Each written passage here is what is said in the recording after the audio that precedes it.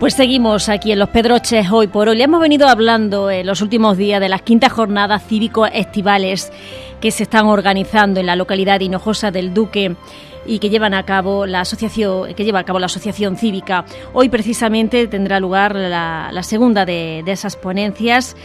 Una ponencia que va a correr a cargo de José Esquinas Alcázar. Él es doctor ingeniero agrónomo por la Universidad Politécnica de Madrid, máster en horticultura, doctor en genética por la Universidad de California y ha presidido la Cátedra de Estudios sobre Hambre y Pobreza y ha trabajado en la FAO durante más de 30 años, ocupándose de temas de recursos genéticos, biodiversidad agrícola, cooperación internacional y ética para la agricultura y la alimentación.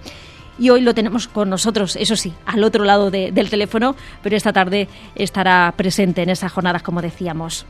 José Esquinas, muy buenas tardes. Hola, buenas tardes. Decía que hoy va a estar en esa jornada cívico-estivales que organiza la Asociación Cívica precisamente en este municipio, en Hinojosa del Duque. Y cuéntenos cómo fue esa conexión, ¿no? Por decirlo de alguna manera, cómo contactaron con usted y qué le llevó, ¿no?, a participar en ellas. No sé, me llamó hace unos meses Francisco de la Asociación Cívica y me propuso el venir a charlar. Me dijo que era un grupo de gente joven y entusiasta, y yo, así se trata de hablar a gente joven, me parece maravilloso porque es el futuro y por lo tanto es muy importante que tomen conciencia de los problemas con que se enfrenta el planeta y nosotros en estos momentos y que salvemos al planeta, porque salvar el planeta es salvarnos nosotros. En ese momento estábamos en plena pandemia, no se podía viajar y quedamos en que cuando fuese oportuno pues me volvería a contactar y lo hemos concretado para el día de hoy. Bueno, va a hablar de cultura y agricultura rural, la importancia de las variedades locales como base de la seguridad y la soberanía alimentaria. Esto, leyéndolo así, ¿no?, puede resultar a lo mejor un poco complejo, pero cuéntenos un poco. Pongámoslo en palabras más simples. Probablemente voy a separar dos partes en la charla. Una va a ser sobre el tema del hambre, el sistema agroalimentario actual que está llevando, sin duda ninguna, entre otras cosas, a la despoblación del campo y al empobrecimiento del campo. Yo creo que esto es muy importante, pero para entender las causas, los efectos que esto está teniendo y para poder sugerir las posibles soluciones, es preciso ir un poquito atrás y contar un poco esa situación. Y eso es una de las partes. La otra que está relacionada, porque todo este sistema agroalimentario casi único en el mundo, que puede tener algunas ventajas, pero que tiene unos problemas grandísimos, como vamos a ver durante la charla, pues además está teniendo un efecto muy negativo sobre la biodiversidad en general, y una de las causas de esto está ligado a la aparición de pandemias como el COVID-19, pero también a la biodiversidad agrícola, a las variedades tradicionales, a las variedades locales que los agricultores de Hinojosa y los agricultores de distintos países del mundo han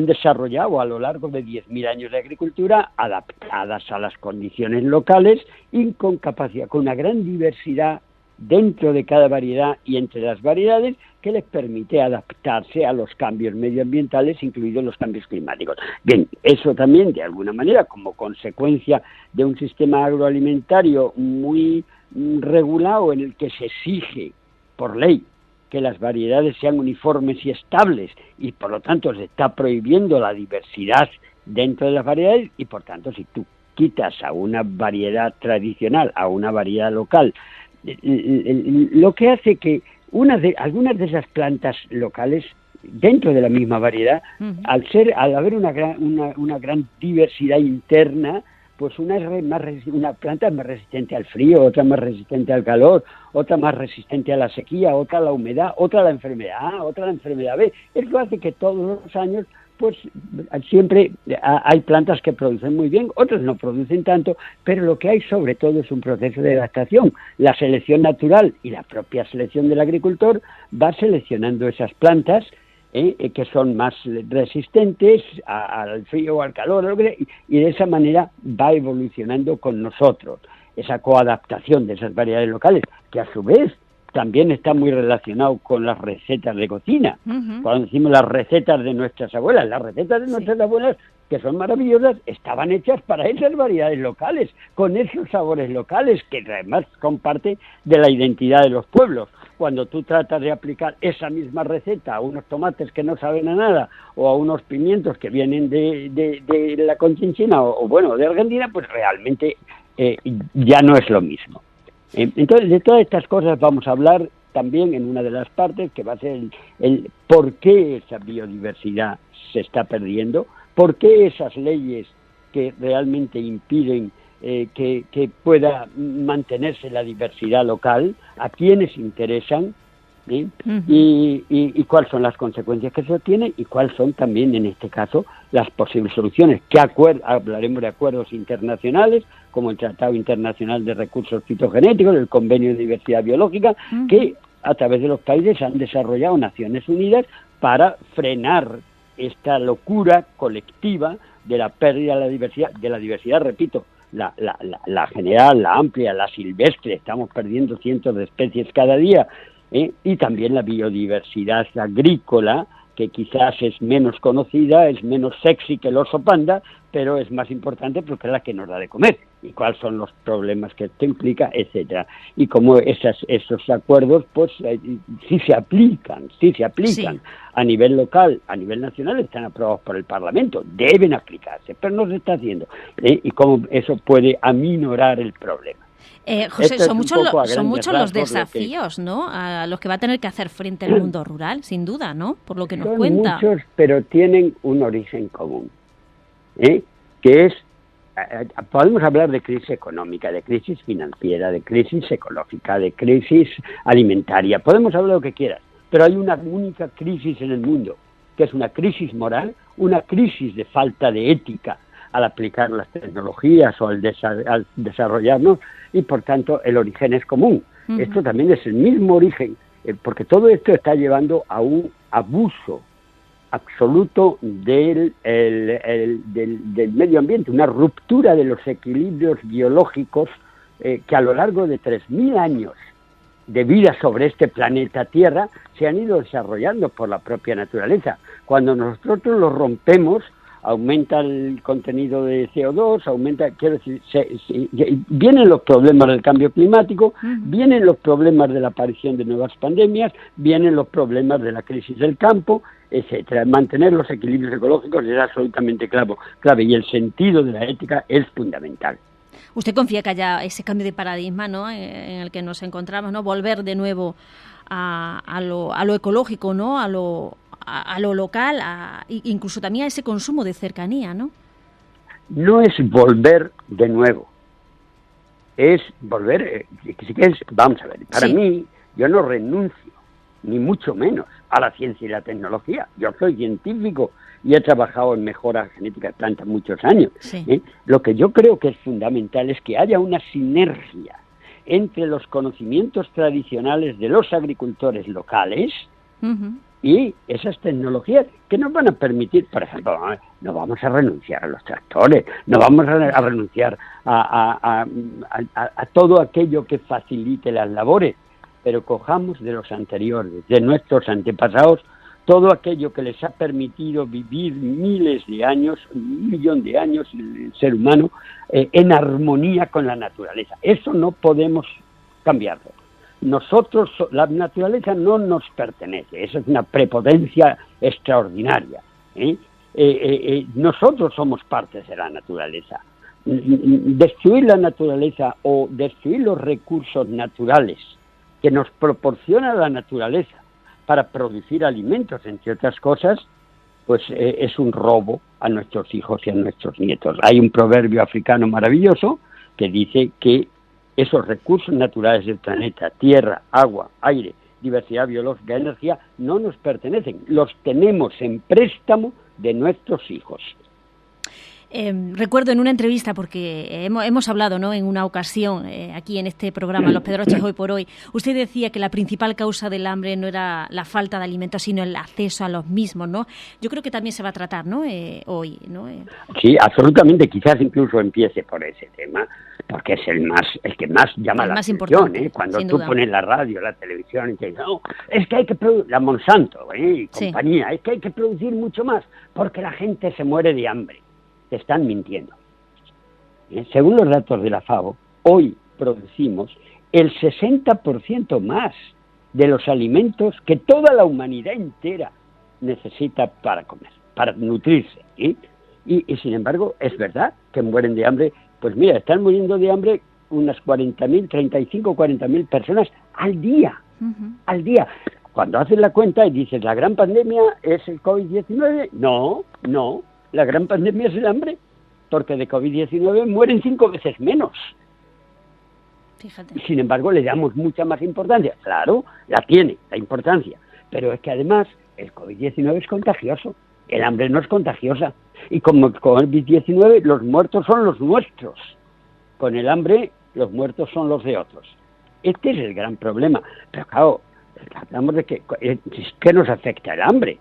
De hecho, cuando hablamos de lo que en Occidente hoy consideramos el problema de la inmigración ilegal, el problema de la violencia internacional, el problema de las pandemias, pues las causas, las raíces de todos esos problemas son el hambre y la pobreza en determinados lugares del mundo. Esos problemas no se van a combatir con bombas, ni se van a combatir con concertinas criminales puestas en las fronteras, de ninguna manera. Porque aunque claro, cuando resulta que es más arriesgado quedarse en su propio país para esas personas y para su familia, justamente por el hambre y la pobreza, eso es más arriesgado que coger una patera y enfrentarse a todo lo que viene después. Pues la solución está ahí, coge la patera. Lo importante es que no sea más arriesgado, y para eso lo que se trata es que podamos eliminar el hambre en el mundo, y estaremos eliminando mucho de lo que hoy consideramos problemas fundamentales. Incluso las grandes pandemias normalmente nacen en los países más pobres, en los organismos más débiles, y después se expanden al resto del mundo. Prevengamos, y prevenir es considerar que el hambre y la pobreza, erradicar el hambre y la pobreza es una condición sine qua non, no solo para la seguridad alimentaria y la soberanía alimentaria, también para la seguridad mundial. Pues sin duda va a ser muy interesante la ponencia de esta noche dentro de esas jornadas cívico-estivales que organiza la Asociación Cívica y que va a impartir usted. Yo no quiero ya más ahondar, ¿no? Prefiero que sean nuestros oyentes los que vayan esta noche y asistan, sin duda, y puedan escucharlo, porque yo creo que merece la pena. Le agradezco muchísimo que haya estado con nosotros, que haya compartido estos minutos, y esta noche nos vemos, nos vemos allí. Es un enorme placer para mí, estaré allí con muchísimo gusto. Por favor, que no duden los oyentes en hacerme las preguntas que crean oportuno, y sin duda, además de estos temas, sí que trataremos de las causas reales del empobrecimiento rural, de los precios miserables a los que se están pagando los productos agrícolas, porque yo creo que la agricultura, permíteme que diga esto porque es importante, la agricultura no es solo producir alimentos.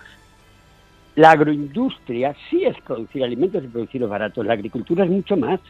La agricultura, que es lo que han hecho nuestros abuelos y nuestros bisabuelos, es también conservar el medio ambiente, es conservar los paisajes, es conservar la identidad rural, es conservar los recursos naturales del planeta, es mantener el agua limpia, es mantener el aire puro. Yo recuerdo cuando era niño me bañaba en los arroyos y bebía el agua de los arroyos. Hoy es impensable todo eso. Hoy todo está comercializado. La gran mentira de la mercantilización de lo que son necesidades básicas y los recursos naturales del planeta. Y entonces, ¿de qué manera? Claro, cuando se cotiza en el mercado el producto, un alimento, se paga por el precio de producción, pero no se está pagando por esas otras funciones de la agricultura, de mantenimiento del medio ambiente y los recursos naturales y el desarrollo rural. Y justo ahí está el problema. Cuando se han hecho cálculos, viendo, hay un estudio muy bonito, permíteme, hecho en Canadá no hace mucho, en el que muestra que por cada euro por cada euro que yo pago en el mercado por un producto de la agroindustria, nosotros, ustedes y yo, a través de nuestros impuestos, estamos pagando 2 euros más para paliar los efectos negativos que la producción y el consumo de ese producto ha tenido sobre el medio ambiente y sobre la salud humana. Entonces, ¿cuál es el precio real de ese alimento? 3 euros, no 1. Pero claro, si pagamos 3 euros, resulta que el campo es rentable. Entonces, con esos impuestos estamos haciendo unas subvenciones encubiertas a la agroindustria. No se necesita necesariamente subvencionar la agroecología, quizá en el primer momento, sino dejar de que haya esas subvenciones encubiertas a la agroindustria, y eso permite unos precios justos, el campo no se empobrecería, por lo tanto el éxodo rural no tiene por qué existir y no habría envejecimiento rural. Pues yo creo que estas cosas tan importantes para todos, en lo que se llaman los economistas internalizar las externalidades del sistema económico, creo que es fundamental, y lo hablaremos también esta tarde. Pues insisto, si tienen oportunidad, vayan esta noche a las 9:30 en la sede de la Asociación Cívica en la localidad de Hinojosa del Duque, en la calle Romero Boyoqui, jornadas cívico-estivales. Estará José Esquinas Alcázar, doctor ingeniero agrónomo por la Universidad Politécnica de Madrid, máster en horticultura, doctor en genética por la Universidad de Córdoba. Ha trabajado en la FAO durante más de 30 años. Gracias una vez más por haber estado con nosotros. Gracias a ustedes.